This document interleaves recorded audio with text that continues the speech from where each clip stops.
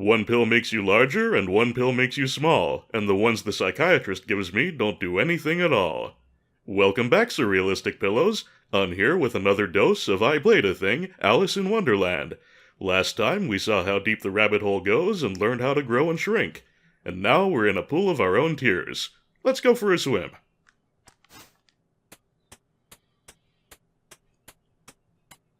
I could return myself to normal size here, but I don't think that makes Alice swim any faster.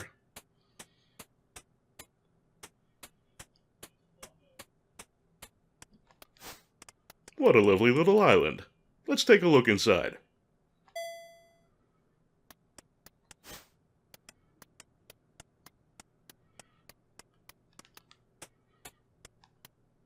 Now this looks interesting up on the rock there, but there's no way we're going to be able to reach it as we are.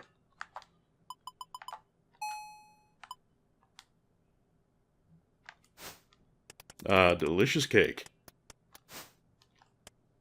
No, that's still not going to work out.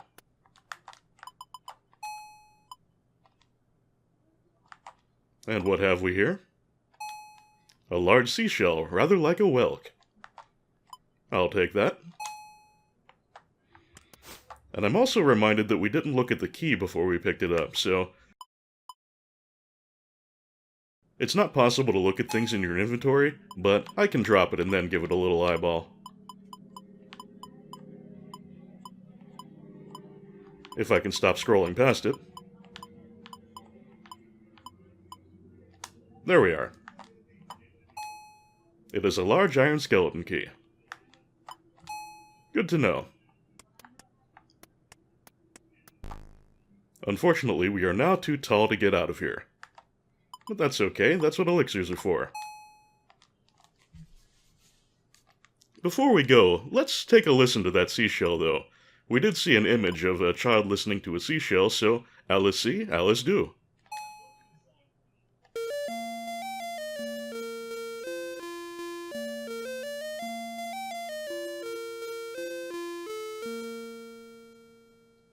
Try saying this fast 3 times. Cecil Sack's Sea Shacks by the seashore. Cecil Sack's Sea Shacks by the seashore. Cecil Sack's Sea Shacks by the Oh, I almost had it. That's not a terribly hard one as tongue twisters go, but it got me in the end. The seashell, as you may have guessed now, gives you various messages. I don't think they're based on where you are. I believe they're random, but let's try it again to check.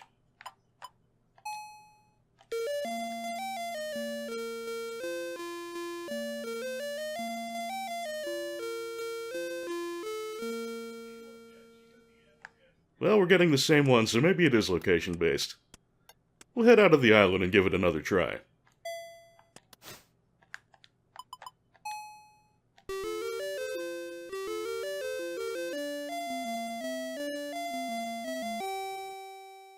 If you like this game, you'll love Below the Root.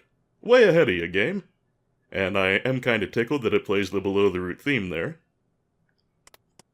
But no sense in fiddling around with the seashell any further right now. Let's resume our swim.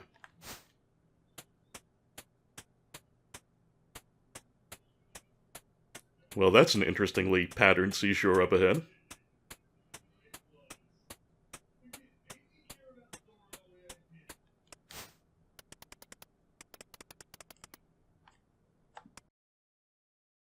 Since the character art in this is monochrome, we can't really tell, but this is the Red King. And he seems very drowsy indeed.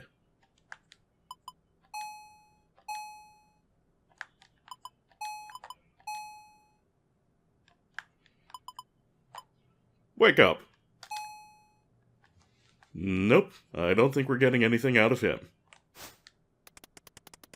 That's alright, we've got things to read. Come to the caucus. Hear the dodo say 2 clever things. Also mermaids, firewalkers, and tax refunds. Ooh. Speak of the devil, here's the dodo himself. Ahem. As the Lord High Mayor of this fair beach, I can tell you that a vote for me is, a vote for me. Yes, I do believe it is. And I am going to save state here because we're going to see a mechanic that is very, very, very annoying, and it'll be very handy to be able to reload and get the other conversation options. So, Who are you? Pleased to meet you. I'm His Honor the Lord Higher Mayor Dodo. Yeah, he did kind of just tell us that, didn't he? Where am I? That's a very good question. I'll give it to a blue ribbon panel so they can come up with an answer. Wait, if you're the mayor here and you don't even know where it is, that's not reflecting very well on you as a public servant. Well, I wish you luck, but, yeah. I believe in good government and full employment for dodos. Little self-serving, isn't it? My throat's a bit dry. I could use something sweet to soothe it. Well, we do have something sweet, but let's stick with our conversation options for now. Then vote for the lorry, but you'll be sorry. I'll be back at 7 o'clock. And this is that mechanic that I said is really annoying. It gave me absolute fits as a kid. When they say they'll be back at whatever o'clock, they mean exactly that. You can leave the screen and return, but all they'll do is say they'll be back at whatever o'clock, and so you won't be able to talk to them until it reaches that time on the clock. So the game kind of penalizes you for picking the wrong conversation options with having to dick around before you can try again. Really, really punitive, and not the best of design decisions, I would say. There's gotta be some better way to give you some kind of negative effect for the wrong conversation options. Or maybe there shouldn't be one. Maybe it should just let you explore. But anyway, I have to think there's a better way to handle it than this. Well, through the magic of emulation, we do have a better way to handle this. Reload. Now then, we'll pass on teasing this time, and go straight to the argument. Yeah, I suppose that was kind of rude of me. According to the polls, 50% think that I am nice. I don't have to do anything for you. Well, he truly is the consummate politician, isn't he? He did mention he needed something sweet for his throat, and as I briefly touched upon, we do have something sweet, so let's hand it on over. Take this campaign souvenir. How nice. You see a stout stick of oak with a golden dodo at the top. Classy. And now we have a stick. Now a little bit of Alice in Wonderland lore that I'd like to relate to you. The dodo is a representative of Charles Dodgson himself. He had a bit of a stammer and would sometimes pronounce his name as Dodgson, hence Dodo. Also, there's a bit about this scene in the book that kind of suggests that Alice in the book is referenced to Alice Liddell a little more than the Reverend was willing to concede. The dodo represents Lewis Carroll, Charles Dodgson. In the book, there were also some other birds around in this scene. There was a duck, who represented one Reverend Duckworth, a friend of Dodgson and a rowing partner who was in the boat with him that day. And there was a lorry, representing Alice's older sister Lorena, and an eaglet, representing her younger sister Edith. Now that means everyone who was in the boat was represented in the scene in the book. In the boat, I mean when the story was being told orally before it was ever written down and made into a book.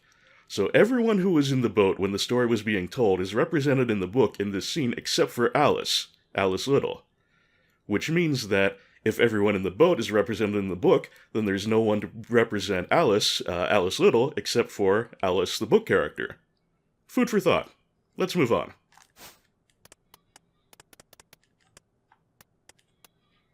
I'm sorry, dear, I don't think we look a bit alike. I'm the pretty one. Well, who are you? The brighter Alice. I'm standing here beside myself. You know, I don't remember if it's possible to offend her enough to make her leave into a specified time, so I'm going to save state again. There we go. And where am I? A long way from home. No shit. Why are you being me? One of us has to get us home. What, you don't think I'm competent? Do keep a stiff upper lip. It's so un-British to whine. All right. Is there anything I can do for you? There's no use doing that. Alright, settle down. I'm worried. We'd better get out of here. Let's borrow the Mad Hatter's hat like the White Rabbit did. Oh yeah, the rabbit did mention that he used the hat to fly up through the rabbit hole, and that the Mad Hatter's hat is very good for vacations. Worth keeping in mind. Nanny nanny boo boo. My hair is your hair, so if it's a fright, it's your fault. But I can argue about it. You heard the dodo, we can't dilly-dally. He didn't say anything about that. Alice, you're not supposed to use words like that. I'll be back at 8 o'clock. But since I already got all the conversation options out of her, I don't need to care. Oh, there's the rabbit again, speaking of the devil. Egad, how awful! How catastrophic! I've lost my gloves! Oh, it's you, Marianne. Fetch me another pair. I think you've got the wrong person. Saving state again. Who are you? Your employer. Have you been practicing tumbling down the stairs again? I don't need to practice, I'm a natural at tumbling down the stairs. Where am I? That's rather obvious. Why are you flailing around again? I shouldn't have to do everything myself. Well, I can't flail around for you. You should help me. I shouldn't have to help you. Well, I told you you've got the wrong person here. And I shall want the teacup, too. The Mad Hatter may be there, and I can return it then. Teacup, eh? Settle down. What would a child like you know about the subject? Wait a minute. You're acknowledging that I'm a child, but saying that I'm your employee? You're into child labor? That's not very becoming, Mr. Rabbit.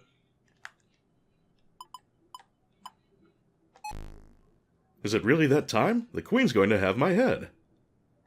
That's actually a good sort of making him leave, because he dropped something for us.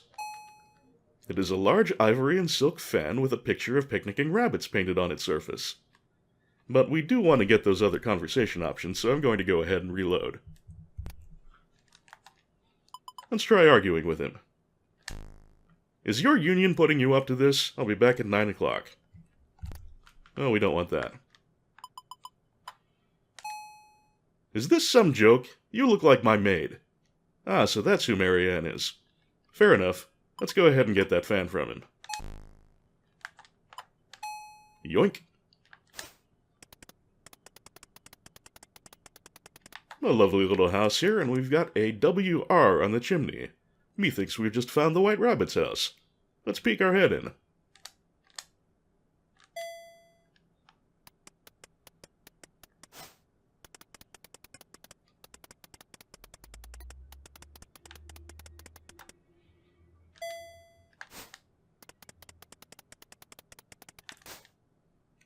Whoop, I am practicing tumbling down the stairs again.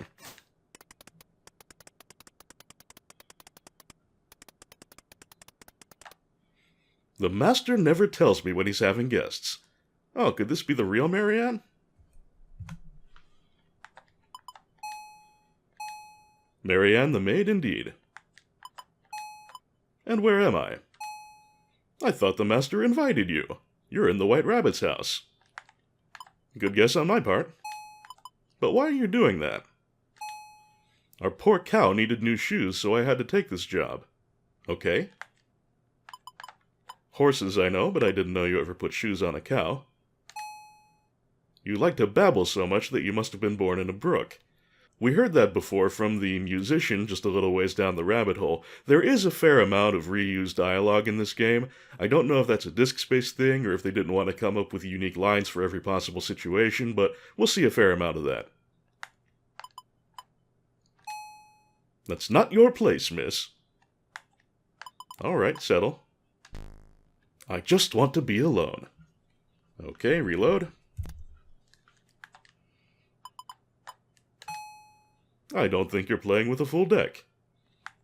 Well, with all the things I've been seeing since I fell down that hole, you might be right. I don't have time. The size mushrooms keep growing back after I pick them. That's something we'll want to keep in mind. I didn't take the teacup. It's in the fireplace where the Mad Hatter left it. What the hell was he doing in the fireplace? I don't think I want to know.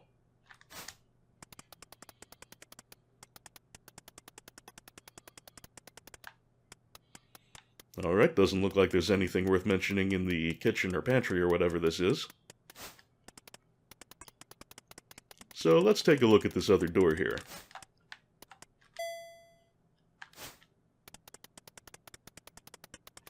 Teacup in the fireplace, she said.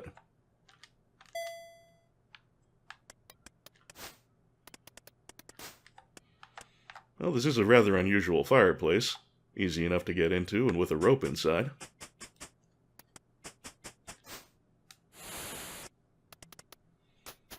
And a ladder and another rope. Oh, and there it is. It is a large blue teacup with a picture of bridges and willow trees on the sides. Well, if we should happen to meet the Mad Hatter, I suppose we'll want to give that back to him. Although I still wonder what he was doing in here in the first place. Then again, I'm wondering what possessed me to go into the fireplace myself.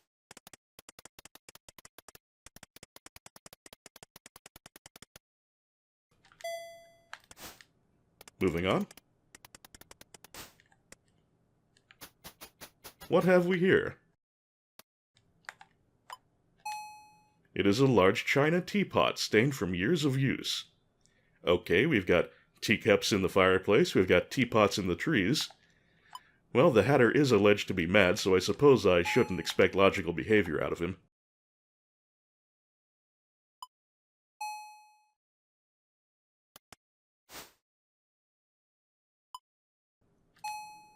But we will take those and continue on our merry way.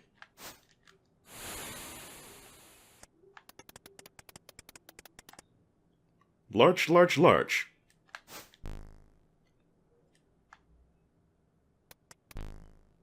Uh-huh. In the form of the puppy here, we have met our first character that can obstruct us. Why are you doing that? Larch, larch, larch. Not the typical choice of barking onomatopoeia, but I suppose since he is standing by a tree, not entirely inappropriate. Can we calm him down? Larch, larch, larch. No good. Alright. Fortunately, the game has given us a rather generous hint a little ways back that puppies like to play fetch. Therefore, let's use the stick. And away he goes.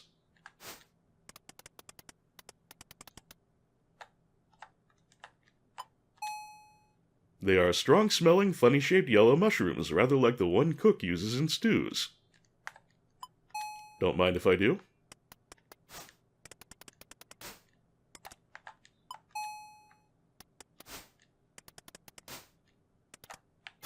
Well, now that our pockets are full of fungus, let's see what's up the tree.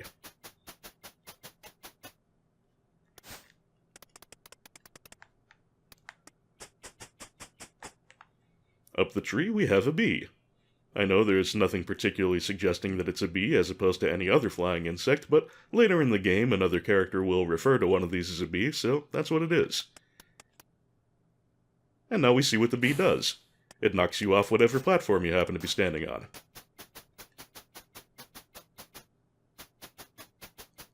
Sometimes they'll be placed in very annoying positions that are hard to get around, but this particular bee is not too hard to deal with. We just jump over and glide past.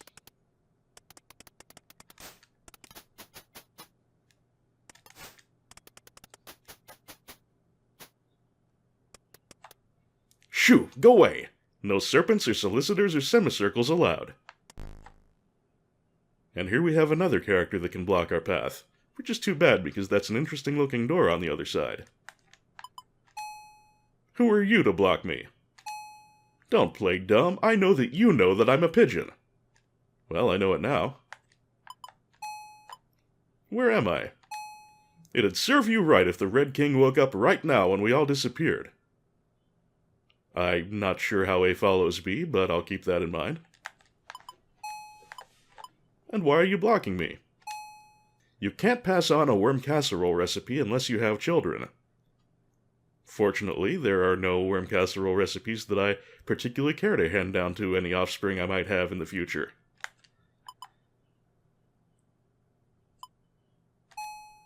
This is beyond endurance, and that's already 5 miles beyond Roxton. Maybe if we're helpful, the bird will let us by. I've been in such a tizzy, if only someone would sing to my babies to make them sleep. Aha! Well, just stay calm, I'll see if I can do anything about that. You're not bad for a serpent. Being absurd is my job. And if we're argumentative? If you eat eggs, then you're a kind of serpent, and that's that. That's an awful thing to say.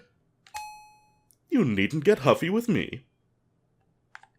Another little bit of book lore here. Alice had nibbled on a bit of mushroom, and she had grown again, but also her neck had become extremely extended, so she went wriggling her head and neck around through the trees above, and the pigeon saw her snaky neck come squiggling up through the trees, and thought she was a serpent. So that's why she thinks that here.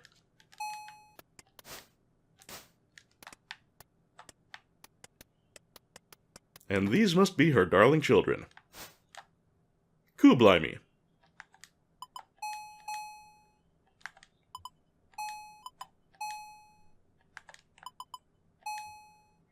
Doesn't look like they have anything to say but Kublai.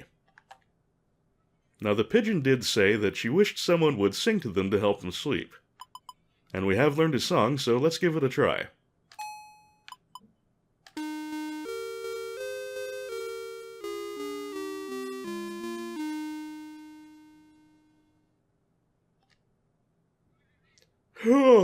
They just don't write them like they used to. That means that we didn't get the right song. So the one song we know so far is not the one that'll help the pigeons sleep. We'll just have to keep them in mind for later.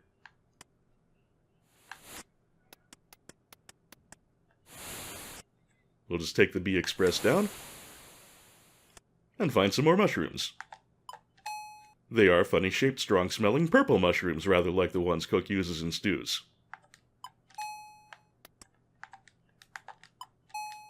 And we will take them just like the yellow ones. What's on the tree here? It is an advertisement that says, "Desperately lost, one magnificent teacup. Munificent reward, M. Hatter." As luck would have it, we have a lost teacup. And I do like the sound of that reward. Now this would just take us back up to the pigeons area, wouldn't it? Yeah, okay. You know, with my sense of direction, I have to check on these things. We will continue to harvest mushrooms as we go. Explain yourself, child. This is one of the better-known characters from the book, I would say, the caterpillar. He doesn't have his hookah, though. Perhaps it would be considered inappropriate to have a character smoking in a kid's game. At any rate, I think it's possible to offend him, so I'm going to go ahead and save state. And we'll get to the talking.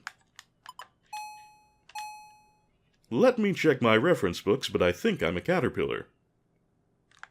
Seems like a reasonable hypothesis. But where am I? You're at the intellectual equivalent of Buckingham Palace. Well, aren't we a little full of ourselves? I keep thinking about this riddle that tells you what you need to get out of Wonderland. It sits above the crown, though queens never wear it. It is a... You didn't like that answer. We'll try it again in a bit.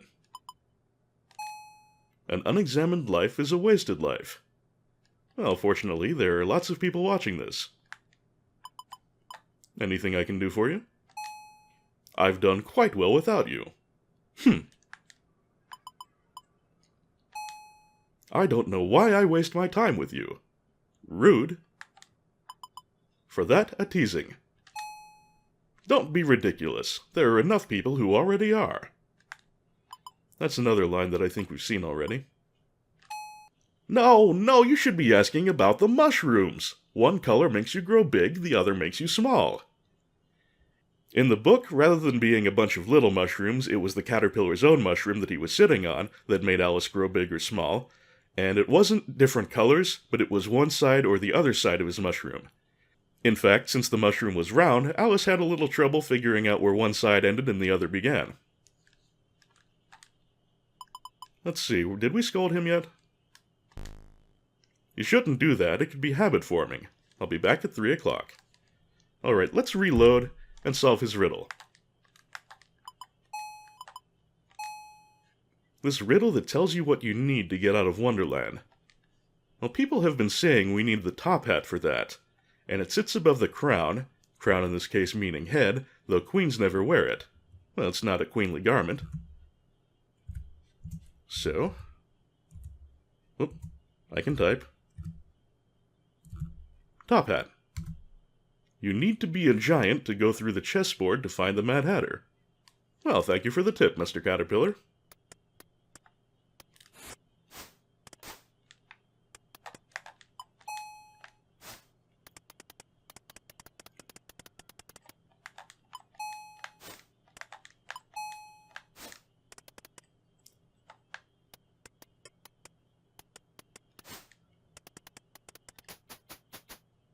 Ah, the Cheshire Cat makes a fresh appearance.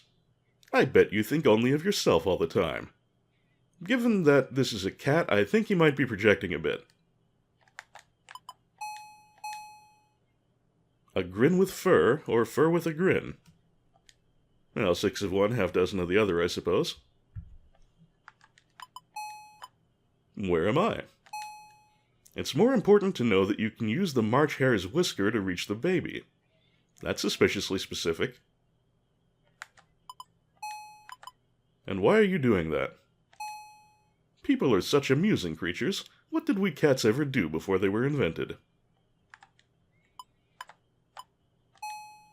So you helped a little old tabby across the street last week. Big deal. I'd save my pity for the baby that's in that drafty old house. Someone should have taken him away a long time ago.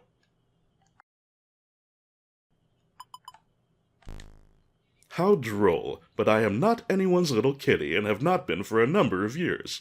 I'll be back at 12 o'clock. No, you won't. You'll be back as soon as I load state. It's easier to tease hare than to tease a cat. I disagree with you. Doesn't your tongue ever get tired? Never. What an unpleasant creature. I do hope you're an only child. Hey, that's something the White Rabbit said to us way back at the beginning. Baby, eh? Alice, you simply must save that baby. It might die.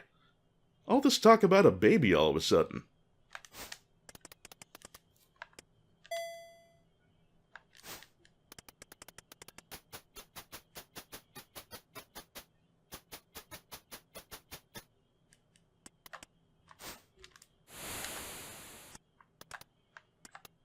This looks significant. It is a muffin so old that it is fossilized. Attached to it is a numbered tag from the Science Museum. That's one old muffin. I don't suppose it's edible. Nope, and that's probably for the best.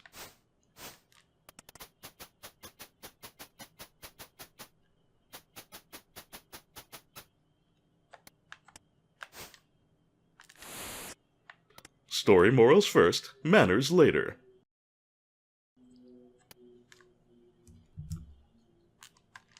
Interesting philosophy. Who are you? Her Grace, the Grand Duchess of Godstow. I suppose I should have figured on that, given that you have a big sign saying the Duchess under you.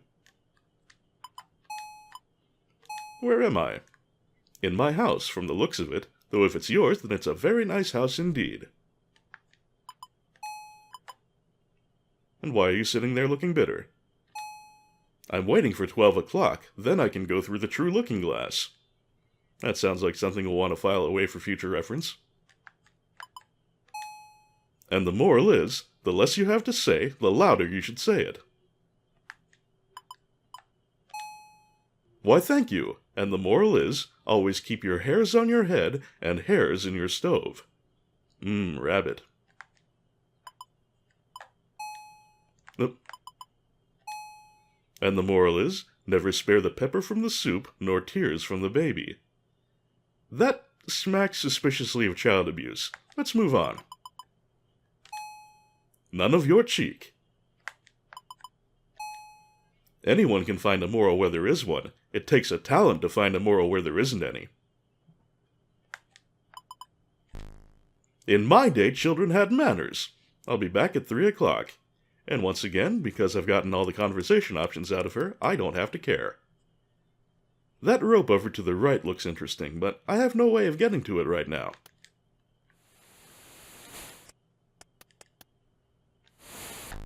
Oof.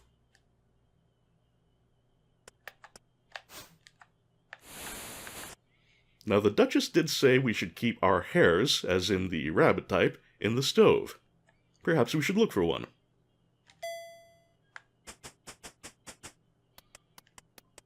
Interesting layout for the inside of a stove, which I certainly hope no one turns on while we're in here. That would be a little dark for Alice in Wonderland.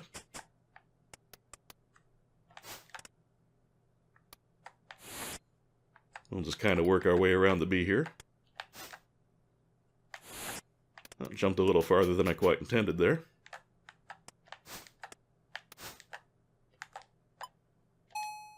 The chest is filled with someone's prize-winning dried fungus. The fungus crumbles to dust when you touch it. My, we're a regular little pack rat, but you can't take that. I suppose if it crumbles to dust at a touch, we can't exactly pick it up and take it along. Matter of fact, if it's prize-winning, we shouldn't have touched it in the first place. Oh well.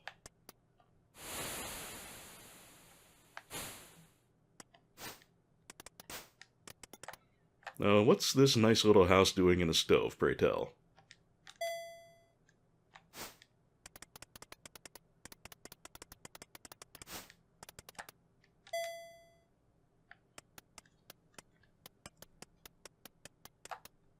Alack and alas, alas and alack, my love has gone and hasn't come back. And who are you, good rabbit? You don't appear to be the white rabbit again. The March hare who once was fair. Ah. Where am I? In my house without a spouse. I have the time for rhyme, but reason is treason. Nope. We've gone and pissed him off. Reload. Shed a tear. Alice is here. Well, that's rather a roundabout way of putting me down. Full marks for that. I am not sane. She did not remain. Oh, woe, oh, woe. Sounds like the March hare here is having a little bit of romantic trouble. Mock not, Blondie, for you have found me. That's not a very good rhyme. Be not stern, wait your turn. There's no room in a heart that's broken, but here's a token of a love bespoken. Happy unbirthday! Just stand near the edge of something and throw it. Well, what have we here? It is a long hare's whisker that seems capable of stretching indefinitely. We did hear something about using that to rescue the baby, didn't we? But first, let's see what's up this way.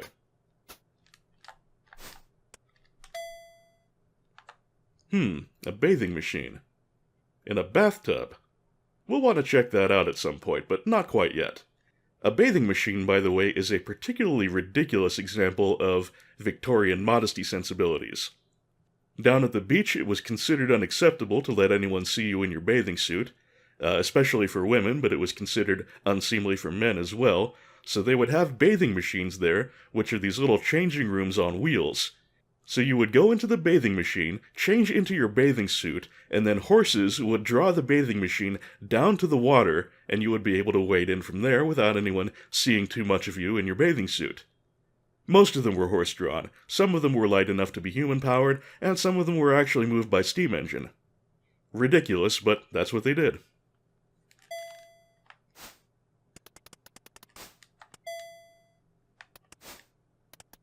And over here is something else we'll want to check out eventually, but not quite yet. I'll make a mental note of that, and we shall return soon.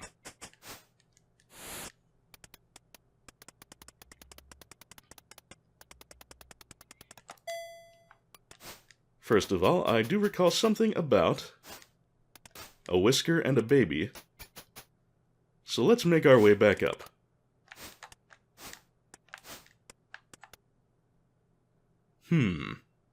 Getting past the bee presents a little bit of a problem here. Let's try out that whisker. And we find that it is the Alice in Wonderland equivalent of the vine rope from below the root.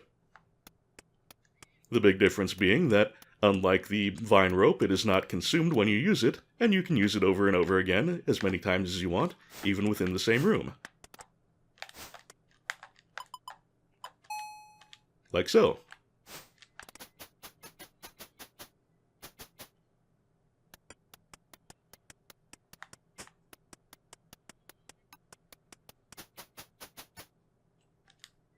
Whoop.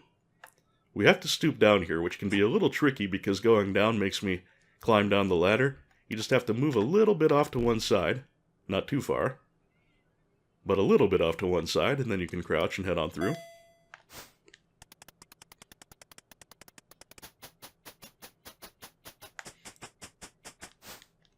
Actually, I didn't talk to the other Alice out here, did I? We'll take care of that first. Yes, and baby might die, we've heard it all. Yeah, you're the other Alice, I know. Don't try to change the subject, it's already changed its outfit 5 times today. And what are you doing, anyway? You know the answer to that as well as I do. Well, I don't have any ideas, so I suppose you don't either. I wouldn't waste any time. The Red King might wake at any moment. Yeah, we've heard about that being bad. Why is that bad? I don't know why I waste my time with you. I'll be back at 5 o'clock. Or as soon as I reload. I said as soon as I reload. There we go. I know that we're both too young to be mothers, but a life is at stake. I know babies are a lot of trouble, but we can leave it on the Reverend Dodgson's doorstep once we escape. I suspect he'd be completely horrified by that. Well, you heard the Cheshire Cat. I've got the feeling we'll get something important if we rescue the baby. Well, the promise of reward is always effective in games like this.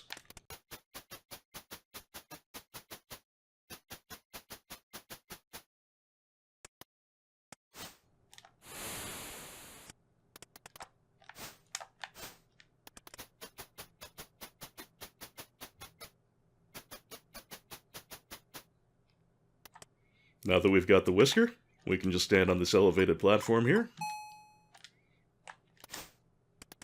And cross right over.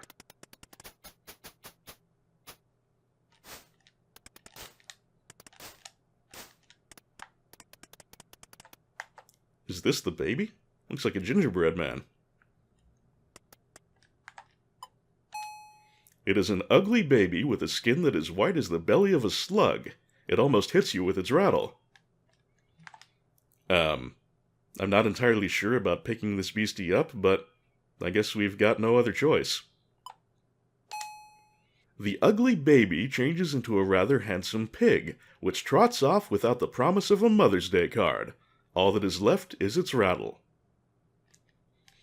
The rattle is deposited directly into our inventory, so let's drop it and take a look. It is a cylindrical rattle with pictures of funny sheep on it. They seem to be rowing and playing croquet. Well, that's kind of charming. And on that rather peculiar note, I suppose we've made a full day of it. We've had lively conversation with a number of unusual creatures. We've met our doppelganger, acquired a nifty tool, and rescued a baby for sufficiently loose values of rescue. And we've got some exploring lined up. Next time we can see what's off to the right of the Duchess's house, and we can go back through the stove and see what's in the bathing machine and through that weird shimmery door. Are you excited? I'm excited. For now, however, I will thank you for watching, bid you adieu, and remind you to always feed your head. This is signing off.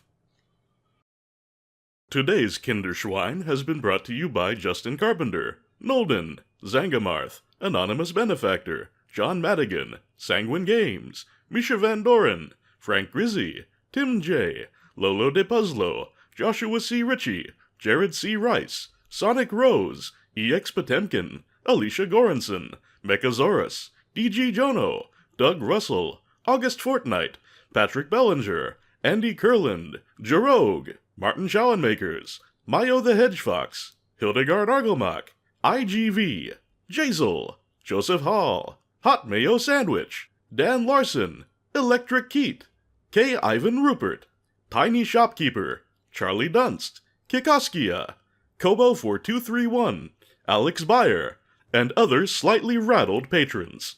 Gigantic thanks to all of you for your support, and thank you as well to all my subscribers, commenters, and everyone quietly watching. I'm glad you're here, I hope an excellent week lies ahead for you, and I will see you again very soon. Till then, be well.